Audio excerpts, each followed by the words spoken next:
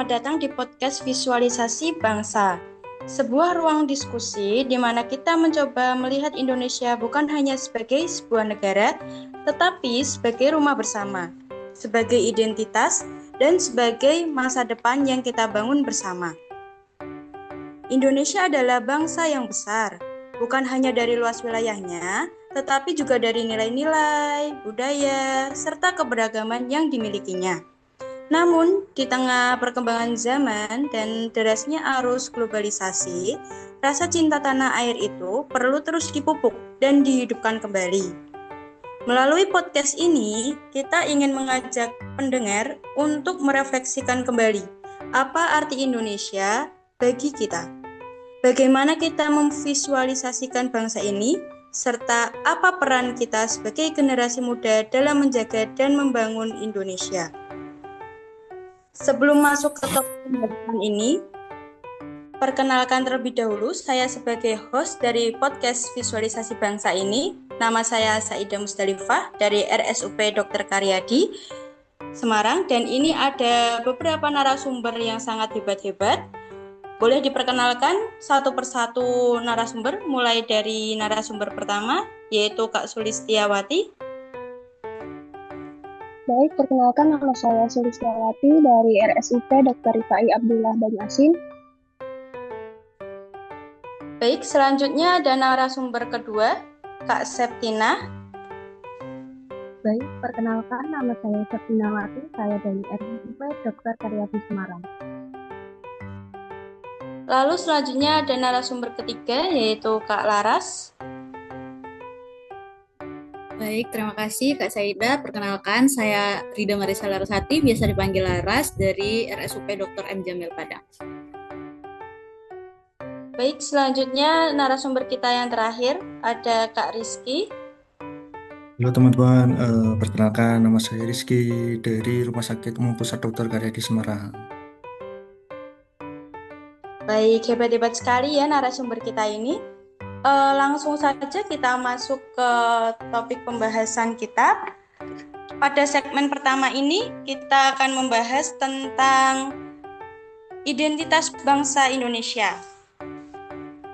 Pertanyaan pertama ini saya akan tunjukkan kepada narasumber kita yang pertama.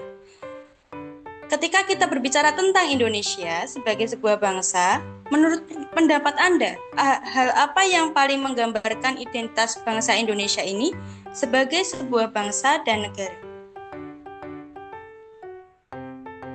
Baik, menurut saya identitas bangsa Indonesia sangat kuat, tercermin dari keberagaman budaya yang kita miliki. Seperti yang kita tahu, Indonesia terdiri dari ratusan berbagai suku bangsa, berbagai macam bahasa daerah, adat istiadat, serta tradisi yang diwariskan secara turun-temurun. Keberagaman ini bukan sekedar perbedaan, tetapi merupakan kekayaan yang membentuk karakter bangsa Indonesia sebagai bangsa yang majemuk namun tetap satu. Izin Kak Saidah, saya ingin menambahkan sedikit. Saya setuju dengan pendapat dari Mbak Sulis, di mana jika kita melihat lebih dalam, bahwasanya keberagaman dari Indonesia itulah yang merupakan ciri khas yang membedakan Indonesia sendiri dengan bangsa-bangsa lainnya. Identitas bangsa kita itu bukan tentang keberagaman saja, tetapi tentang bagaimana kita dari perbedaan-perbedaan tersebut bisa saling melengkapi dan saling berdampingan. Tanya, identitas bangsa Indonesia terletak pada keberagamannya. Budaya menjadi fondasi utama yang membangun jati diri bangsa sekaligus memperkuat cinta tanah air. Langsung saja kita masuk pada segmen yang kedua, yaitu persatuan dalam keberagaman. Pada segmen kedua ini, saya ingin bertanya pada narasumber kita yang kedua. Dengan latar belakang masyarakat Indonesia yang sangat beragam ini, mulai dari suku, agama, hingga budaya, menurut pendapat Anda nih, bagaimana cara kita menjaga persatuan dan kesatuan sebagai suatu bangsa? Baik, terima kasih Kak Saida. Jadi menurut saya itu menjaga persatuan di tengah keberagaman bangsa Indonesia itu sebenarnya dapat dilakukan dengan menunjukkan sikap toleransi dan saling menghargai. Jadi perbedaan suku, agama, dan budaya itu merupakan kenyataan yang sebenarnya tidak bisa dihindari, bahkan menjadi identitas bangsa kita. Tapi dengan adanya empati dan sikap terbuka, kita itu sebenarnya dapat memahami sudut pandang orang lain dan tidak mudah terprovokasi oleh perbedaan. Jadi dialog yang sehat serta masyarakat itu sebenarnya juga penting agar setiap perbedaan itu dapat diselesaikan secara damai. Apalagi di era digital seperti saat ini ya Kak Saida. Jadi menjaga persatuan itu juga berarti bijak dalam bermedia sosial. Jadi tidak menyebarkan hoax atau ujaran kebencian. Jika setiap individu itu menyadari perannya dan menjadikan keberagaman itu sebagai kekuatan, maka sebenarnya persatuan bangsa itu akan tetap utuh terjaga. Baik, Kak Saida izin menambahkan opini terkait jawaban dari Kak Septina. Oke. Eh, Baik. Terkait pendapat dari Kak Septina itu sangat relevan ya dengan kondisi masyarakat Indonesia saat ini yang dihadapkan pada berbagai perbedaan sekaligus tantangan sosial. Saya berpandangan bahwa persatuan tidak cukup hanya digaungkan melalui slogan atau simbol semata, melainkan harus diwujudkan melalui sikap dan perilaku nyata dalam kehidupan sehari-hari, seperti saling menghormati perbedaan pendapat, menjaga tutur kata, serta tidak mudah terprovokasi oleh isu-isu yang berpotensi memecah belah. Dengan kesadaran kolektif dan komitmen bersama untuk menjunjung nilai toleransi, persatuan dalam keberagaman dapat terus terjaga dan menjadi kekuatan bangsa.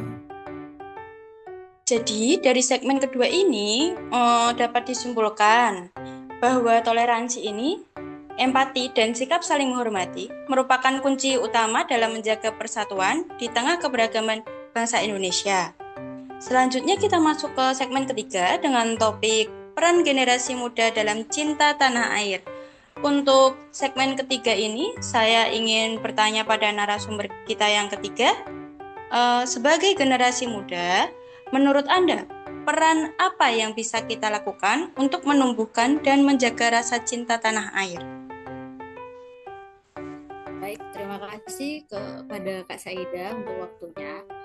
Menurut saya, generasi muda itu memiliki peran yang sangat penting, di mana kita itu bisa memulai dari hal-hal yang sangat sederhana, namun sangat-sangat berdampak untuk menumbuhkan dan menjaga rasa cinta kita terhadap tanah air ini.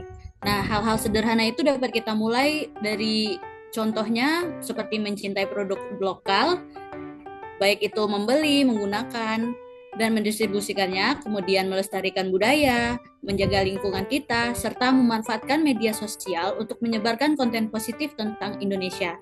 Nah, dengan cara itu, kita turut berkontribusi dalam membangun citra bangsa Indonesia kita. Wah, saya sepakat sekali dengan pendapat Kak Laras.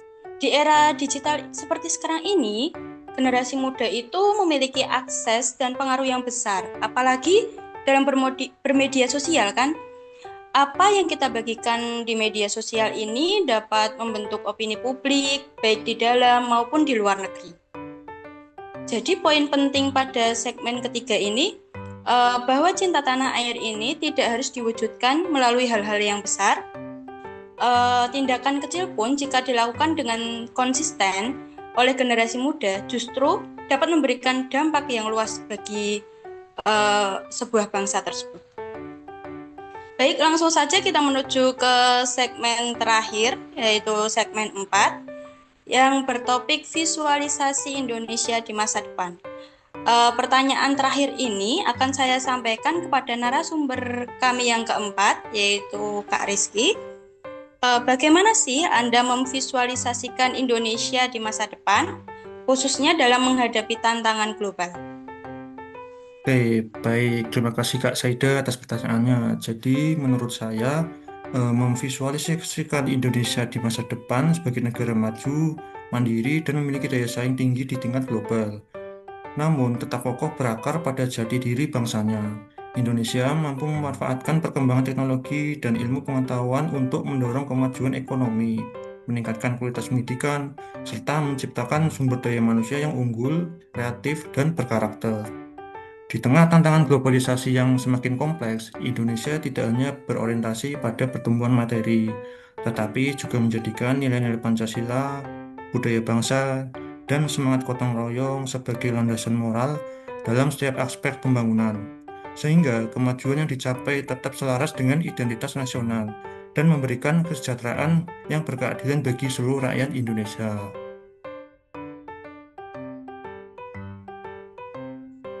Baik, Kak Saidah, izin menambahkan.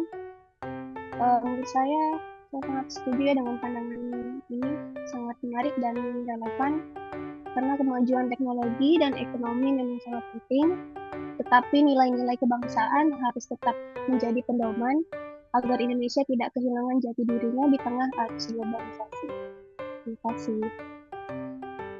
Wah, menarik sekali ya. Berarti poin penting pada segmen keempat ini bahwa Indonesia di masa depan itu harus mampu menyeimbangkan antara kemajuan dan pelestarian nilai-nilai luhur bangsa Indonesia itu sendiri. Baik, tidak terasa sudah sampai ke segmen terakhir kita.